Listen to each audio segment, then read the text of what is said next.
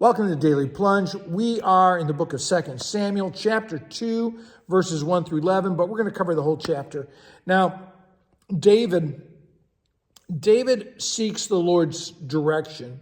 And even though David works like it depends on him, he prays because he knows it actually depends upon the Lord. And so he seeks God's direction. Should I go down to Judah? Yes, I should. Where should I go? You should go to Hebron. Because he knows that even though he is working and acting, not only does he seek the Lord's guidance, but he seeks the Lord to go before him, for the Lord to make things happen.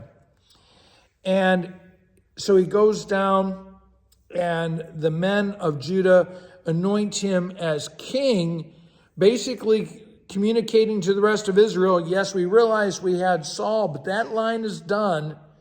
And we saw David anointed before our eyes, and we're recognizing him as king.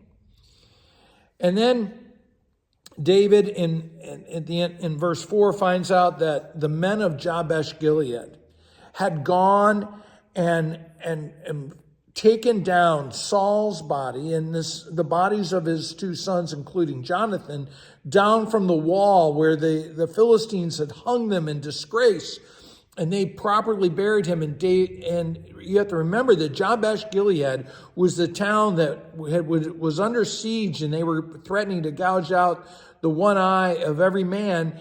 And Saul called together all of Israel, and they won a resounding victory to save Jabesh Gilead. And they haven't forgotten that.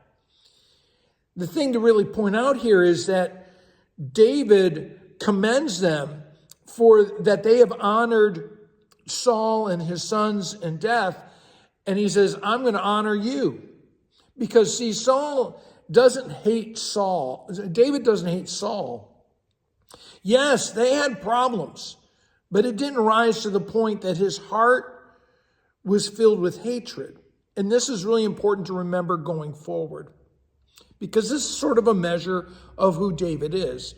You know, it was a process, but I don't hate you for it. Now, he then says to the men, you guys of Jabesh Gilead, your master Saul is dead. I've been anointed king. You should fall in line. A little politicking there. But again, because he honors them. And he shows them he didn't hate Saul. Now, we also find out that Abner, who was related to Saul, he was the commander of the army. He has put Saul's youngest son on the throne. Now, this youngest son, Ishbosheth, I'm sure his friends just called him Ishbi.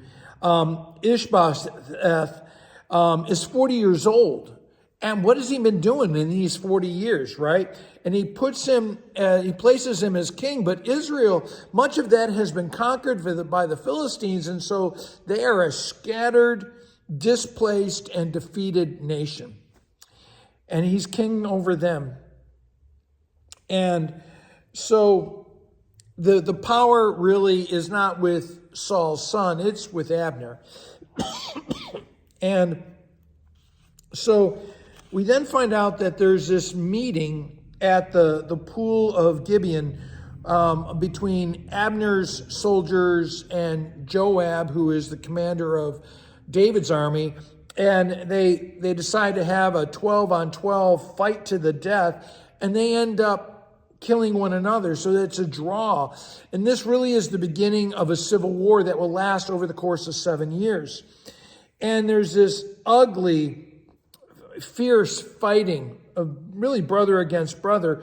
And Asahel, who is Joab's brother, goes running after Abner, and they're both running as fast as it is. And Abner warns him, you need to turn aside, but he won't. And he ends up killing Joab's brother in battle, but this is going to set up a bad precedent. Thanks, friends. Have a blessed day.